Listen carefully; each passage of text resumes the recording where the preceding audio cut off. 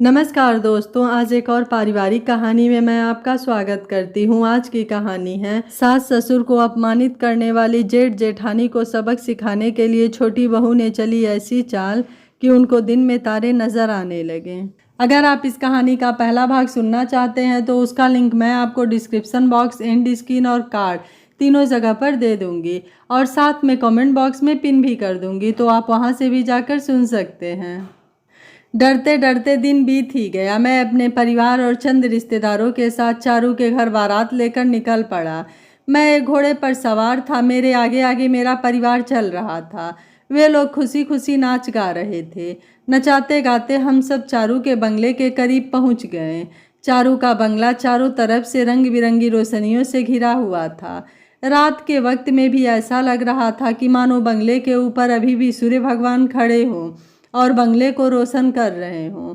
बंगले के बाहर महंगी महंगी गाड़ियों का तांता लगा हुआ था। बड़े बड़े लोग अपने हाथों में बड़े बड़े गिफ्ट्स लेकर अपनी अपनी गाड़ियों से उतर रहे थे। बंगले के गेट पर चारू के पापा और उनके कुछ रिश्तेदार खड़े होकर हमारे स्वागत के लिए तैयार थे। और जैसे ही मैं घोड़े से उतरा, वो लोग फूल मालाओं से मेरा और मेरे परिवार का स्वागत करने लगे। वो हमें आदर समेत स्टेज तक लेकर गए और मुझे दूल्हे वाले आसन पर बिठा दिया। और तभी मैंने देखा कि चारू शादी के जोड़े और खूबसूरत गहने पहने अपनी सहेलियों के साथ स्टेज पर आ रही थी। शादी के जोड़े में उसकी खूबसूरती निखर कर बाहर आ रही थी। मैं उसकी खूबसूरती में ऐसा खोया कि भूल ही गया कि सब लोग मेरे खुले हुए मुंह को देख मुस्कुरा रहे हैं। चारू मुझे उस तरह से देख शर्मा गई थी और मैं भी झेप गया। मैं मन ही मन सोचने लगा कि कमाल है कि ये मैडम भी शर्माती हैं। वो मेरे पास वाले आसन पर आकर बैठ गई। हम दोनों एक दूसरे को तिरछी नज़रों से देख रहे थे और जब कभी हमारी नज़र एक दूसरे से मिलती तो हम दोनों भी शर्मा जाते। उसके बाद मेरे भैया और चारू के एक दूर के चाचा हाथों में वरमाला लिए स्टेज पर पहुँचे। और जैसा कि हर शादी में वरमाला के वक्त होता है, मेरे भैया और चारू के चाचा में कंपटीशन छिड़ गया वरमाला न पहनने देने का। कभी मेरे भैया मुझे ऊपर उठा लेते तो कभी चारू के चाचा चारू को। लेकिन सच कहूँ तो मुझे ये सारे शो ऑफ बिल्कुल पसंद नहीं थे, लेकिन मैं किसी के खुशी में किरकिरी नहीं करना चाहता था, इसलिए उनके द्वार किए हर रस्मों को खुशी खुशी निभा रहा था। आखिरकार हम दोनों एक दूसरे को वरमाला पहना देते हैं। वरमाला गले में पड़ते ही चारू की मुस्कुराहट और बड़ी हो गई थी। मैंने चारू को इतना खुश आज तक नहीं देखा था। उसके बाद बारी आती है लोगों का आकर हमें आशीर्वाद और गिफ्ट्स देने का और हमारे साथ ग्रुप फोटो खिंचवाने का। इस दौरान खड़े खड़े मुझे भूख लगने लगी थी। मैंने देखा कि चारू का भी वही हाल था जो मेरा था, क्योंकि वो भी रह रहकर अपने पेट पर हाथ रख रही थी। वरमाला की रस्म खत्म होते होते 3 घंटे बीत गए और जैसे ही वरमाला की रस्म खत्म हुई, सब सीधे बूफे की तरफ टूट पड़े और उधर मैं और चारू स्टेज पर बैठे सभी को ललचाई नज़रों से खाना खाते देख रहे थे। लेकिन सब खुशियों में इतने मगन हो गए थे कि किसी ने मुझे और चारू को खाना का पूछा ही नहीं। मैंने चारू की तरफ देखा तो वो पेट की तरफ इशारा करके बोली। मुझे पता होता कि शादी में इतना तामझाम होगा तो मैं पहले से ही भरपेट खा कर आती, लेकिन अभी किसी को कह भी नहीं सकती कि भूख के मारे पेट में मरोड़ उठ रहे हैं। मैं भी किसी से कुछ कहने में ऑकवर्ड महसूस कर रहा था, क्योंकि अगर किसी से खाना के बारे में पूछ लिया तो वो पता नहीं मेरे बारे में क्या सोचेगा। तभी मेरी नज़र मेरी माँ पर पड़ी, जो कब से मुझे और चारू को दूर बैठी देख रही थी। उसके बाद वो अपने जगह से उठी और कहीं चली गई। मैंने सोचा कि एक माँ ही थी जिसे मैं बोल पाता, वो भी पता नहीं कहाँ चली गई, क्योंकि मुझे बाकी के परिवारगढ़ से तो कोई उम्मीद नहीं थी, क्योंकि वो लोग तो नाचने गाने में व्यस्त थे। तभी मुझे खाने की बहुत ही बढ़िया सुगंध आई। मैं सुगंध की दिशा में पीछे देखा तो वहाँ माँ अपने हाथ में 2 खाने की प्लेट लिए स्टेज के पीछे खड़ी थी। तभी चारू ने भी पीछे मुड़कर देखा और माँ ने हम दोनों को ही स्टेज के पीछे आने का इशारा किया। हम दोनों लोगों की नज़रों से बचते हुए स्टेज के पीछे चले गए और वहाँ हमने जल्दी जल्दी 2-3 पूरियाँ खाकर अपनी अपनी भूख शांत की और वापस आकर स्टेज पर आ गए। तभी मेरी माँ स्टेज पर आई और चारू के कान में आकर कुछ कहा और बोलकर मेहमानों के पास वापस जाने लगी।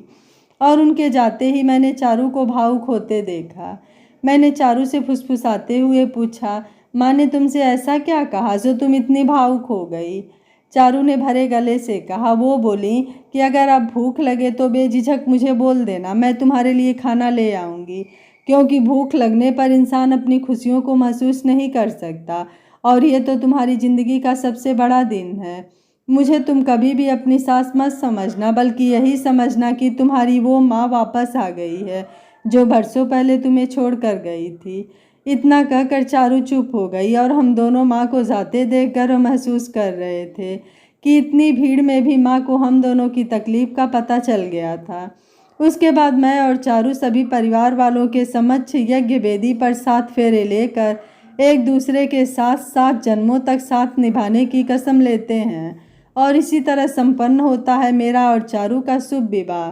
मेरे दोनों भाइयों की शादी एक मध्यम वर्गीय परिवार में हुई थी और उनकी शादी भी बहुत ही साधारण तरीके से हुई थी, क्योंकि उस समय पिताजी अकेले ही घर का खर्च संभालते थे और यहाँ तक कि मेरी बहन की शादी भी एक साधारण परिवार में हुई थी। लेकिन मेरे पिताजी को क्या पता था कि उनके सबसे छोटे बेटे की शादी इतने बड़े खानदान में होगी। मैंने अपने शादी के दौरान दोनों भाइयों और बहन की आंखों में एक कसक को महसूस किया था, लेकिन कहा गया है कि कभी किसी को भी समय से पहले और किस्मत से ज़्यादा नहीं मिलता है। शादी के अगले दिन मैं और मेरा परिवार चारू के पापा से विदा ले रहे थे। चारू के पापा की आंखें नम थी और किसी तरह से वो अपनी भावनाओं को दबाए खड़े थे। तकलीफ होती भी क्यों न, परिवार के नाम पर उनके घर में सिर्फ उनकी बेटी ही थी और अब वो भी पराई हो चली थी। उधर चारू का भी रो रो कर बुरा हाल हो गया था। उसका सारा मेकअप आंसू के साथ ही बह रहे थे। मेरे पापा ने चारू के पापा के कंधे पर हाथ रख कर बोले, हम आज आपके घर से हमारी बहू नहीं बल्कि हमारी बेटी को लेकर जा रहे हैं और जब भी आपको अपनी बेटी की याद आए आप निसंकोच हमारे घर आ जाइएगा। इतना सुनना था कि चारू के पापा का सब्र का वो बाँध टूट गया जिसे वो अब तक संभाले हुए थे और वो बच्चों की तरह फूट फूट कर रोने लगे और कार में बैठ रही चारू को बैठने से पहले ही पकड़ कर फपक फपक कर रोने लगे। उनका रोना देखकर तो एक बार को मेरे भी आंखों में आंसू आ गए थे। मैं और मेरा पूरा परिवार उस गमगीन माहौल से चारू के पापा से विदा लेकर अपने घर की तरफ प्रस्थान करते हैं।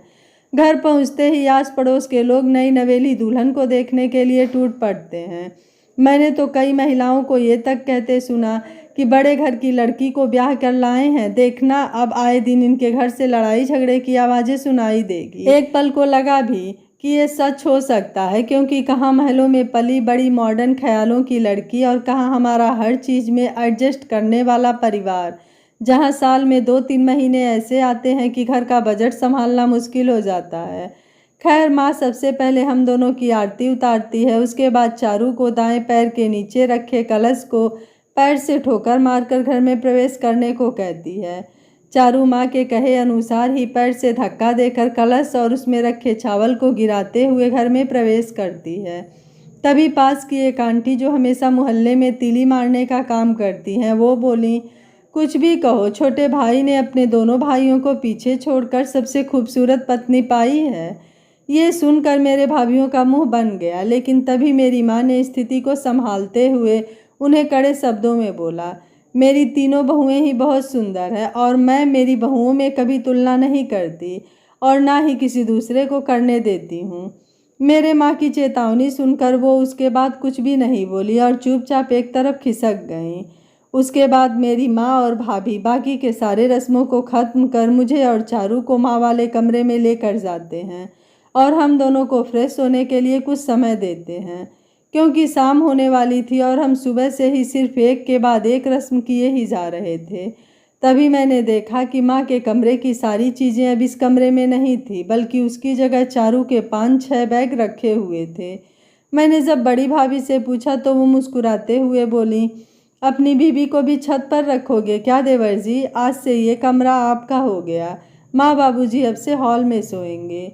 मैंने ये चीज़ हर परिवार में देखी है कि अगर आपका घर छोटा हो तो शादी के बाद आपके मम्मी पापा ही हैं जो सबसे पहले अपना कमरा त्यागते हैं, और वही हाल अब मेरे घर में भी होने वाला था, क्योंकि मेरा 3 BHK का घर है जिसमें कि 2 कमरों में दोनों बड़े भैया भाभी रहते थे और तीसरे कमरे में मेरे मम्मी पापा। मैं छत पर सोता था और जब कभी बहन आती तो वो हॉल में सो जाती थी। लेकिन अब चूंकि मेरी शादी हो गई इसलिए मम्मी पापा ने अपना कमरा हमें दे दिया और खुद हॉल में बहन के साथ सोने जाएंगे। मैं यही सब सोच रहा था कि पता नहीं कब चारू ने कमरे का दरवाज़ा अंदर से बंद कर दिया और मुझसे लिपटते हुए बोली, आज रात को तो नहीं शर्माओगे ना। मैं भी अब और चोमूलाल बन के नहीं रह सकता था, इसलिए मैंने भी उसे अपनी बाहों में जकड़ते हुए बोला, कौन शर्माता है, वो तो आज रात तुम्हें पता चली जाएगा। चारू मुझे छेड़ते हुए बोली, वाह, शादी होने के बाद तो ये बिल्ली भी अब पंजा मारने लगी है, और कहकर हंसने लगी।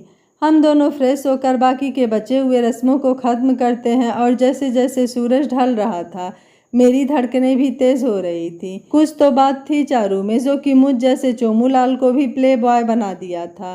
शाम हो चुकी थी, मेहमान एक एक करके घर से निकल रहे थे। छोटी भाभी मेरे और चारू के सुहागरात के लिए कमरा सजा रही थी। मैं आज सुबह से ही घर में ही बैठा था।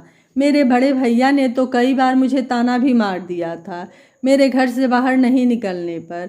वो बोले, क्या सुबह से औरतों के बीच में बैठा है, चल जा थोड़ा बाहर घूम के आ जा, वरना लोग क्या सोचेंगे। लेकिन पता नहीं क्यों मुझे चारू को छोड़कर घर से बाहर निकलने का दिल ही नहीं कर रहा था, इसलिए मैं हर बार किसी तरह से भैया को पट्टी पढ़ाकर वापस आ जाता था। रात के 10 बजने वाले थे। घर के सभी लोग खाना खाकर सोने जा रहे थे। मैं भी अपने कमरे के बाहर खड़ा सोच रहा था कि अंदर कैसे जाऊं, क्योंकि खुद से गया तो भाभियां मजाक उड़ाएंगी और बोलेंगी कि रहा नहीं जा रहा है देवर जी से।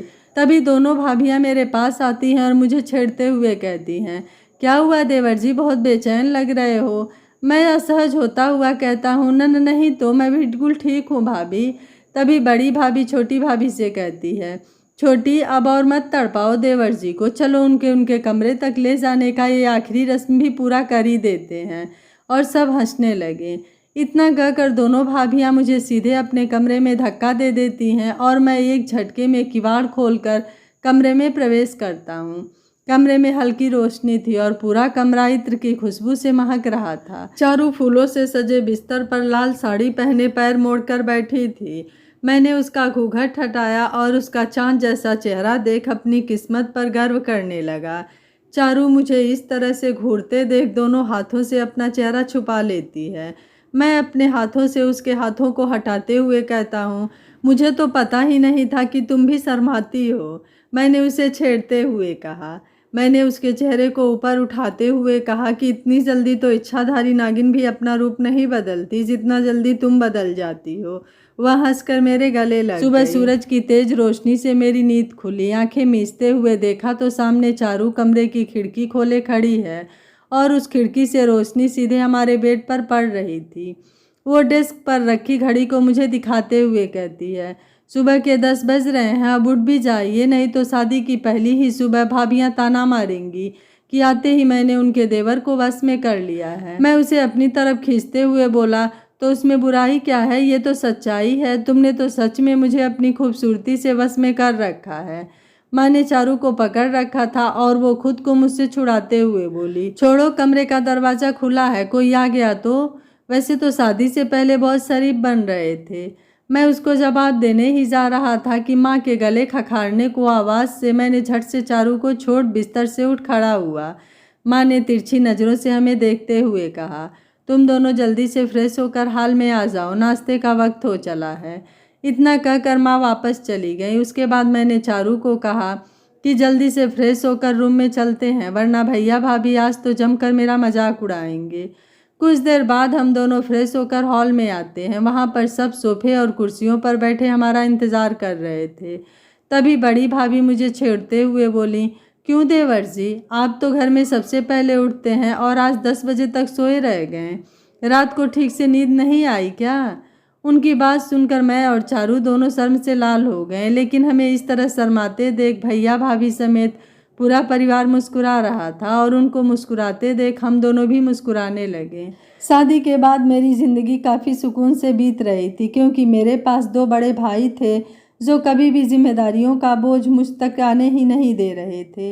एक खूबसूरत बीबी थी और एक प्यार करने वाला परिवार था।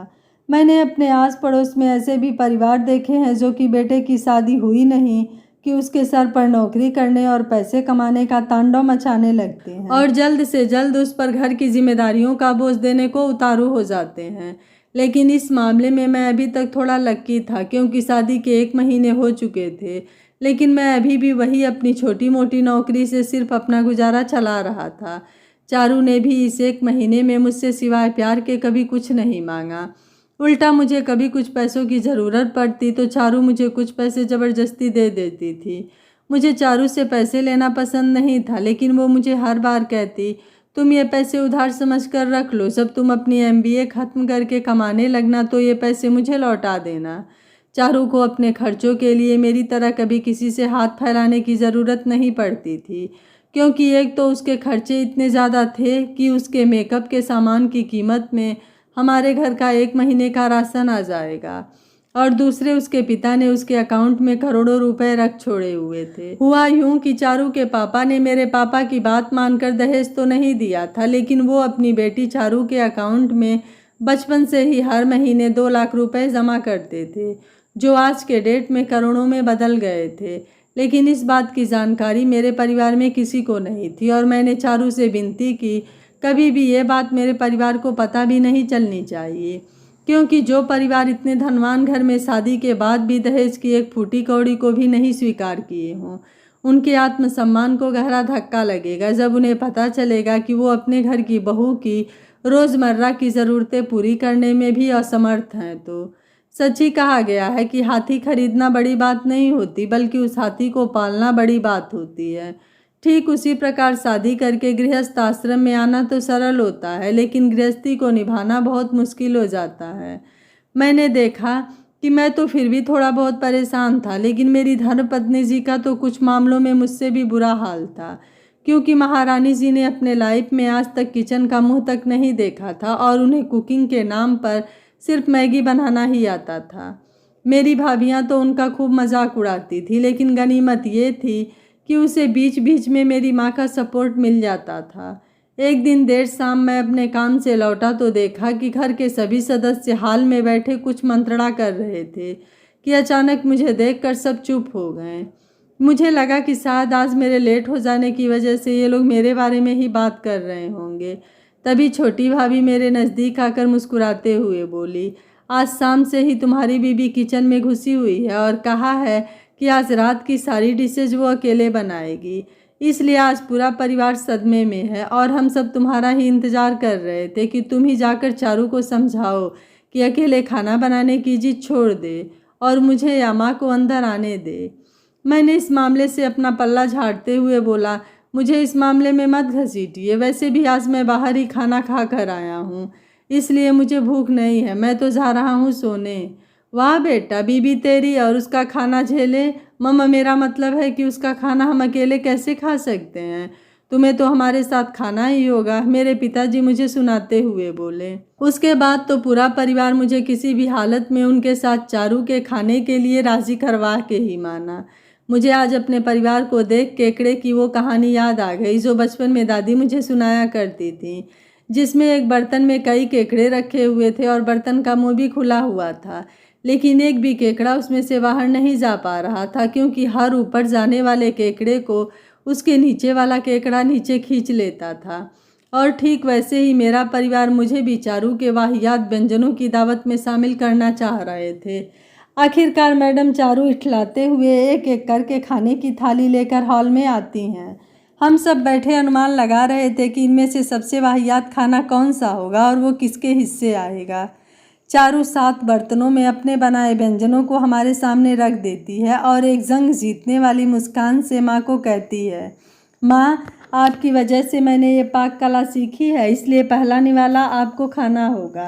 ये सुनकर मेरी माँ का चेहरा सफ़ेद पड़ गया, लेकिन किसी तरह झूठी हंसी हंसते हुए वो खाने का एक ढक्कन खोलती हैं और एक ज़बरदस्ती की हंसी हंसते हुए चारू से पूछती हैं, बेटा ये क्या बनाया है? माँ, ये दाल फ्राई है और ये रही रोटी। चारू को माँ को एक और ढक्कन खोलते हुए कहती है।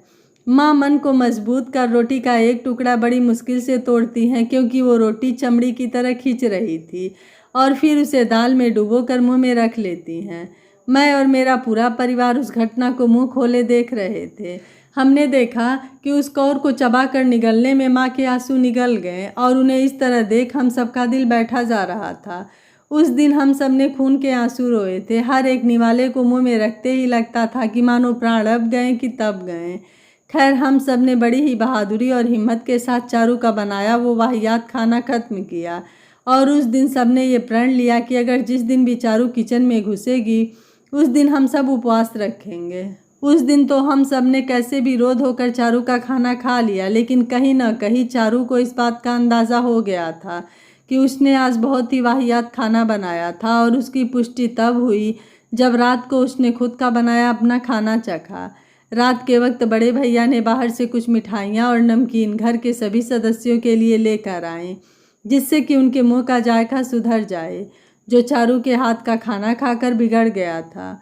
मुझ समेत घर के सभी सदस्य हाल में चोरी छुपे मिठाइयों और नमकीन का लुत्फ़ उठा रहे थे कि तभी चारू अपने कमरे से मुंह बनाते हुए निकली और हमें अपने सामने इस तरह चोरी छुपके मिठाइयाँ और नमकीन खाते देख शर्मा गई। दरअसल मैडम जी अभी अभी अपने हाथों का बना खाने का स्वाद चख कर कमरे से निकल रही थी कि उनके सामने हम पड़ गए थे। तभी मैंने उसकी तरफ समोसे और जलेबी की प्लेट बढ़ाते हुए बोला, लो अभी तुम्हें इसकी बहुत ज़रूरत है। इतना सुनना था कि चारू हंस पड़ी और उसके हंसते ही कमरों में ठहाके की आवाज़ें गूंजने लगी। उस रात चारू को इस बात का एहसास हुआ कि जिसका काम उसी को साजे और करे तो बुद्धू भाजे। उस दिन चारू ने ये निर्णय लिया कि पहले तो वो कुकिंग सीखेगी, उसके बाद ही अकेले खाना बनाने की कोशिश करेगी। उसके इस फैसले से हम सब ने चैन की सांस ली और भगवान का शुक्र अदा किया कि चलो जो खाना आज हमने खाया था वो हमारा पहला और आखिरी बार सजा थी। उसके बाद सब अपने अपने कमरे में सोने चले गए। मैं और चारू भी अपने कमरे में सोने की तैयारी करने लगे। मैं और चारू पलंग के ऊपर बिछे बेडशीट की सिलवटों को ठीक कर रहे थे कि मैंने देखा कि चारू किसी चीज़ के ख्यालों में डूबी हुई है। मैंने उसके चेहरे के सामने हाथ हिलाते हुए बोला, हेलो मैडम, कहाँ खोई हो? वो अचानक से अपने ख्यालों की दुनिया से बाहर निकलती है और मुझसे भावुक होकर कहती है, आज मैं तुमको एक बात बताना चाहती हूँ। क्या? मैंने चौंकते हुए पूछा। चारू पलंग पर बैठते हुए बोली, जानते हो जब पापा मेरी शादी के लिए रिश्ता ढूंढ रहे थे तब पंडित जी ने मुझे और पापा को कई लड़कों की फ़ोटो दिखाई थी जो दिखने में तुमसे भी हैंडसम और रईस थे, लेकिन मुझे सिर्फ तुम्हारी फ़ोटो ही पसंद आई थी। और जब मैंने अपने पापा को तुम्हें पसंद करने का कारण बताया तो वो भी मेरी उस तर्क से सहमत हो गए थे। तुम्हें पता है कि ऐसी क्या चीज़ देखी थी मैंने तुम में? मैंने कहा, ऐसी क्या चीज़ देख ली तुमने मेरी फ़ोटोज़ में जो तुमने अपने कंफर्ट जोन को छोड़कर इस परिवार में शादी कर ली जो तुम्हारे स्टेट्स के बिल्कुल विपरीत है। तभी चारू अलमारी से अपना एक पर्स निकालती है और पर्स लेकर मेरे समक्ष खड़ी हो जाती है और फिर उसमें से कुछ फ़ोटोज़ निकाल कर मेरे सामने पलंग पर रख देती है। मैंने सारी फ़ोटोज़ देखी लेकिन मुझे उसमें कुछ खास तो नहीं दिखाई दिया। मैंने चारू से पूछा, भाई मुझे तो कुछ खास नज़र नहीं आ रहा है, तुम ही बता दो। वो उनमें से एक फ़ोटोज़ को निकालते हुए बोली, यही वो फ़ोटो है जिसकी वजह से मैंने तुम्हें पसंद किया था। मैंने देखा उस फ़ोटो में मैं अपने पूरे परिवार के साथ खड़ा था। मैंने कहा कि ऐसी क्या खास बात है इस तस्वीर में जो सिर्फ तुम्हें दिखाई दे रही है और मुझे नहीं? वो इसलिए क्योंकि तुमने अपना बचपन अकेले नहीं गुजारा है, इसलिए इस फ़ोटो की अहमियत तुम नहीं समझोगे। जब पंडित जी सारी तस्वीरें दिखा रहे थे तो सिर्फ तुम्हारी ही एक ऐसी तस्वीर थी जिसमें तुम अपने परिवार के साथ खड़े थे, जबकि बाकी लड़कों की तस्वीरों में जो लड़के थे उन्होंने सिर्फ अपने लुक्स को ध्यान में रखकर अपनी फ़ोटो खिंचवाई थी। और आज मुझे मेरा फ़ैसला बिल्कुल सही लग रहा है कि मैंने तुम्हें पसंद करके अपने जीवन का सबसे अच्छा काम किया है। उसके बाद कुछ ठहर कर वो फिर बोली, मैंने इतना बुरा खाना बनाया था जिसको मैं खुद एक कौर तक नहीं खा पाई, लेकिन तुम्हारे पूरे परिवार ने सारा खाना बिना मुझे मालूम चले हंसकर खा लिया। ऐसा परिवार मैंने आज तक सिर्फ सीरियल में ही देखा था। मैंने तो कभी कल्पना भी नहीं की थी कि मेरे भाग्य में भी ऐसा परिवार मिलेगा। मैंने उसके इमोशंस को समझते हुए उसे अपनी बाहों में भरते हुए शांत करता हूँ और फिर उसे समझाते हुए कहता हूँ, तुमको पता है आजकल ऐसी फैमिली सिर्फ टीवी पर ही क्यों दिखाई देती हैं? उसने ना में सर हिलाते हुए इशारा किया। उसके बाद मैं उसे बतलाता हूँ, देखो, एक परिवार की बुनियाद होती है उस परिवार में मौजूद बुजुर्ग, और आजकल की नई पीढ़ियों को तो बुजुर्गों से एलर्जी हो चुकी है। वो बुजुर्गों को तब तक ही प्यार करते हैं जब तक वो समर्थ हैं और कार्यशील होते हैं। उसके बाद उन्हें घर के किसी कोने में छोड़ दिया जाता है। और कुछ लोग तो समर्थ और पैसे वाले होने के बावजूद उन्हें वृद्धाश्रम में छोड़ आते हैं, क्योंकि उन्हें लगता है कि अगर घर में बुजुर्ग रहें तो एक तो वो दिन भर किटकिट करेंगे, और फिर दूसरा, जैसे जैसे वो उम्र दराज होते जाएंगे उन्हें उनकी सेवा भी करनी पड़ेगी, उनकी गंदगी साफ करनी पड़ेगी। और ये तो तुम भी जानती हो कि उम्र के उस दौर में आदमी दूसरे पर निर्भर हो जाता है। और आज के इस तेज तर्रार दुनिया में लोग सिर्फ अपनी बीवी और अपने बच्चे की देख रेख के लिए ही समय और पैसा दोनों लगा सकते हैं। बुजुर्गों को तो वो किसी कोने में अकेला तन्हा छोड़ देते हैं। मुझे ये नहीं पता कि मेरा ये परिवार कब तक एक खुशहाल परिवार बना रह जाएगा, क्योंकि आज वक्त से भी तेज इंसान बदल जाते हैं। लेकिन मुझे इतना पता है कि जब तक मेरे माँ बाप समर्थ हैं तब तक तो ये परिवार अटूट रहेगा। उस दिन के बाद से चारू के दिल में मेरे परिवार के प्रति सम्मान और बढ़ गया था। चारू परिवार के हर सदस्य के साथ इतनी फ्रेंडली हो गई थी जितना आज तक मैं नहीं हो पाया था। इससे चारू को तो फायदा होता ही था, साथ ही साथ मेरे परिवार वालों को भी चारू से कुछ सीखने को मिल जाता था। जहाँ चारू दोनों भाभियों से कुकिंग सीखती थी, वहीं भाभियाँ भी चारू से मेकअप के टिप्स लेती थीं। घर के मर्द भी चारू की कलाओं से अछूते नहीं थे। वो कभी कभी पापा और दोनों बड़े भैया को इन्वेस्टमेंट की स्कीम बताया करती थी, और पापा और भैया ने देखा कि उसके बताए टिप्स कारगर भी साबित होते थे। आखिर हो भी क्यों ना, बिजनेसमैन की बेटी जो थी। कभी कभी तो मुझे उससे जलन भी होने लगती थी, क्योंकि आज तक जो प्यार और सम्मान मुझे मिलता था वो आज उसे मिलने लगा था। लेकिन सच्चाई भी यही थी कि मैं उसके सामने कुछ भी नहीं था। मैं सिर्फ बड़ी बड़ी बातें करता हूँ, लेकिन वो घर का सारा काम करते हुए भी रात को अपने लैपटॉप से शेयर ट्रेंडिंग करती थी। और मैंने लैपटॉप पर उसका प्रॉफिट ग्राफ भी देखा था, जो कि बहुत ही अच्छा था। एक रोज़ मैं अपने ऑफिस में बैठा यही सब सोच रहा था कि मेरे एक सहकर्मी को ये बात पता चल गई थी कि मेरी शादी एक बहुत ही रईस लड़की से हुई है। दरअसल हुआ यूँ कि मैंने आज तक अपने ऑफिस में ये नहीं बताया था कि मेरी शादी एक बड़े ख़ानदान में हुई थी, क्योंकि मैं ये नहीं चाहता था कि लोग इस बात को लेकर मुझे ताना मारें कि मैंने पैसे के लिए इतने बड़े घर में शादी की है। उस आदमी को ये बात मेरे फेसबुक पेज से टैग चारू का फ़ोटो देख पता चली थी, और उसने फिर तो चारू की पूरी जन्म कुंडली निकाल ली, और उसने देखा कि चारू के FB DP पर सिर्फ उसके और मेरे ही फ़ोटोज़ लगे हुए थे। उसके बाद तो उस सहकर्मी ने पूरे ऑफिस में ये बात फैला दी, और ये बात जब मेरे बॉस को पता चली तो उन्होंने मुझे अपने केबिन में बुलवाया। मैं इसे उधेड़-बुन में रहा कि पता नहीं बॉस क्या कहेंगे, और इसी चिंता के साथ मैंने बॉस के केबिन का दरवाज़ा खोला और बोला, मे आई कम इन सर। उन्होंने हाँ में सिर हिलाते हुए मुझे अंदर आने को कहा, और फिर मुझे सामने वाली सीट पर बैठने को कहा। जैसे कोई स्कूल का शरारती बच्चा प्रिंसिपल के केबिन में शांत होकर बैठ जाता है, ठीक उसी तरह मैंने भी एक शांत बच्चे की तरह उनके सामने वाली कुर्सी पर बैठ गया। वो बोले, संदीप, मुझे तुमसे ये उम्मीद नहीं थी कि तुम हमसे इतनी बड़ी बात छुपाओगे। मैं हकलाते हुए उन्हें अपनी बात कहने ही जा रहा था कि वो बोले, अरे भाई, तुम इस शहर के बिजनेस टाइकून की इकलौती लड़की से शादी करने के बाद भी मेरी इस छोटी सी कंपनी में 8,000 की तनख्वाह में काम कर रहे हो। क्यों?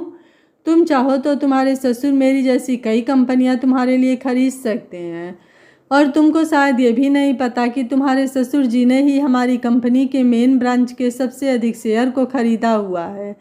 पहले तो मुझे ये बात समझ ही नहीं आई थी कि जालान सेठ ने आखिर इस कंपनी में क्यों इन्वेस्ट किया, लेकिन अब समझ में आ रही थी कि वो हमारी कंपनी की मदद करके तुम्हारी मदद कर रहे हैं।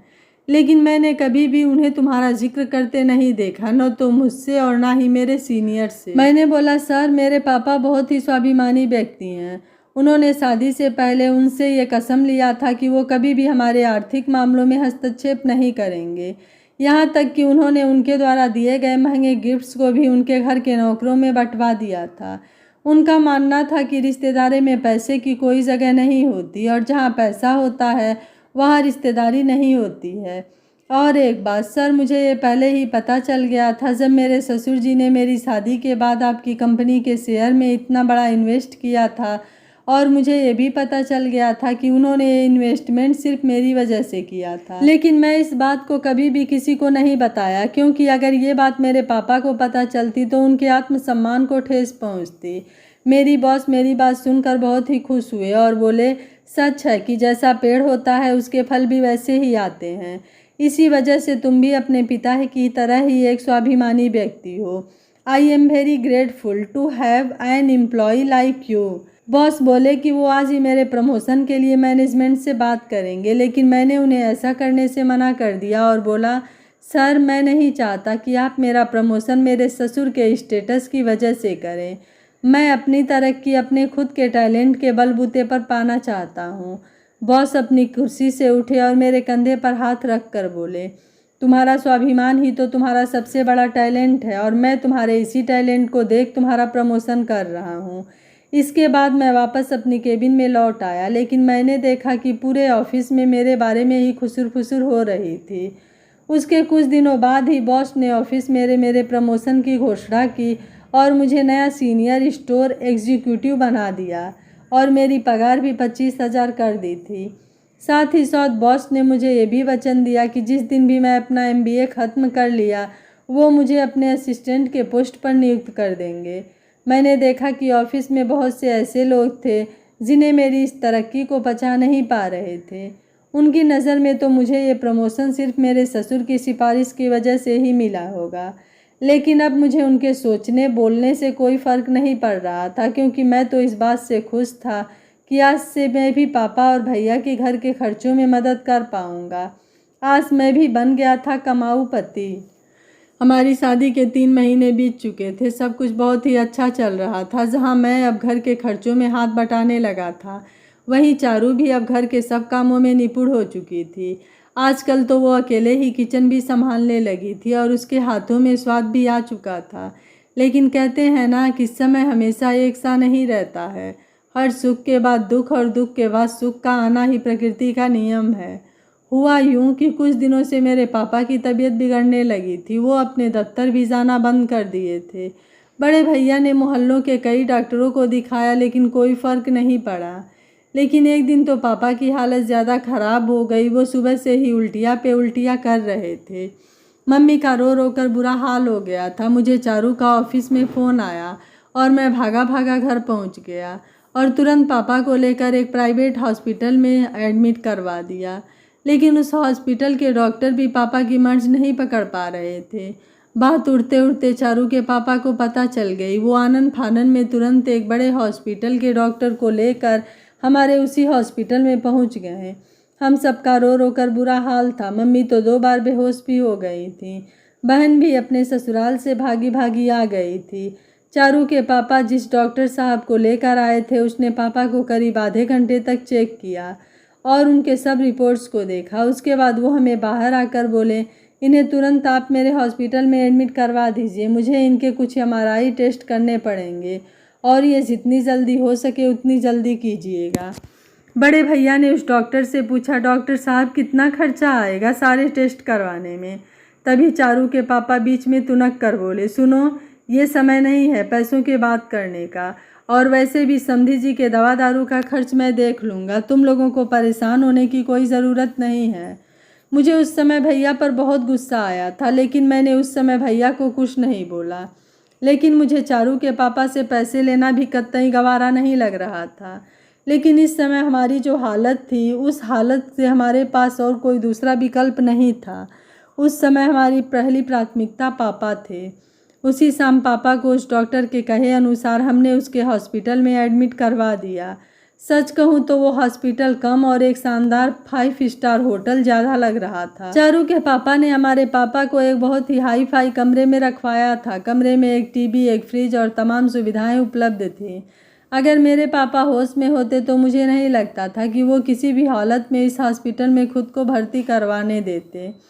उस डॉक्टर ने पापा की MRI के साथ कई और टेस्ट भी करवाए और हमें कहा कि आप लोग घर चले जाइए और कल आइएगा। अगर आप में से कोई रुकना चाहता है तो केवल 2 लोग ही रुक सकते हैं। मैंने भैया को बोला कि मैं और चारू यहाँ रुक जाते हैं, बाकी के लोग घर लौट जाइए। माँ रुकने की जिद कर रही थी, लेकिन मैंने उन्हें किसी तरह से समझाया, क्योंकि माँ की भी तबीयत धीरे धीरे खराब हो रही थी। भैया भाभी माँ और बहन को लेकर घर चले गए और मैं और चारू वहीं पापा के पास ही रुक गए। पापा अभी भी बेहोश थे। मैं पापा की ऐसी हालत देखकर रोए जा रहा था, लेकिन उस समय चारू ने मुझे संभाला और मुझे हिम्मत दिखने को कहा। अगले दिन भैया भाभी के आने से पहले ही मैं और चारू डॉक्टर के पास पहुंच गए और उनसे पापा के रिपोर्ट्स के बारे में पूछा। डॉक्टर साहब, क्या हुआ मेरे पापा को? डॉक्टर साहब बड़े ही गंभीर मुद्रा में बोले, जिसका मुझे डर था वही हुआ। इन्हें ब्रेन टीबी है और ये इस बीमारी के लास्ट स्टेज में है और ज़्यादा से ज़्यादा ये सिर्फ 5 या 6 महीने के मेहमान हैं। मैं तो आप लोगों से यही कहूँगा कि आप इन्हें घर ले जाइए, क्योंकि इस स्टेज में इस बीमारी का कोई इलाज नहीं है। डॉक्टर की बात सुनकर मुझे ऐसा लगा कि जैसे किसी ने मेरे पैरों के नीचे से ज़मीन ही खींच ली हो। मैं डॉक्टर के सामने गिड़गिड़ाने लगा, उनके पैर पकड़ लिए। डॉक्टर साहब, ऐसा मत कहिए, मैं यतीम हो जाऊंगा, कुछ तो इलाज होगा इस बीमारी का। उनके इलाज के लिए सब कुछ बेच दूंगा, लेकिन आप किसी भी तरह से उन्हें बचा लीजिए। डॉक्टर साहब मुझे अपने पैरों से उठाते हुए बोले, देखिए बात पैसों की नहीं है। इस बीमारी का इस स्टेज में आज तक कोई इलाज नहीं आया है, वरना मैं आपको इस तरह से ना उम्मीद नहीं करता। मेरे कुछ समझ में नहीं आ रहा था कि मैं अपने घर वालों और अपनी माँ को इस सच्चाई से कैसे रूबरू करवाऊंगा। क्या सतीश के भाई भाभी अपने पिता के इलाज में पैसे खर्च करने से मना कर देंगे? सतीश और चारू के सामने उनके भाई भाभी की कैसी असलियत सामने आएगी? पिता के बिस्तर पर पड़ते ही बेटों का ऐसा कौन सा घिनौना चेहरा सामने आया कि माँ दंग रह गई। अपने ससुर और सास का अपमान होते देख चारू कौन सा कदम उठाएगी? ऐसे बहुत सारे सवालों का जवाब जानने के लिए देखिए कहानी का अंतिम और सबसे मज़ेदार भाग। अगर आप इस कहानी का अंतिम भाग सुनना चाहते हैं तो कमेंट में यस और नो ज़रूर लिखिएगा। वीडियो पसंद आया है तो वीडियो को लाइक शेयर एंड चैनल को सब्सक्राइब कर लीजिएगा और प्लीज़ कहानी का अंतिम भाग सुनना बिल्कुल मत भूलिएगा। Thank you for watching. मिलते हैं अगली कहानी में।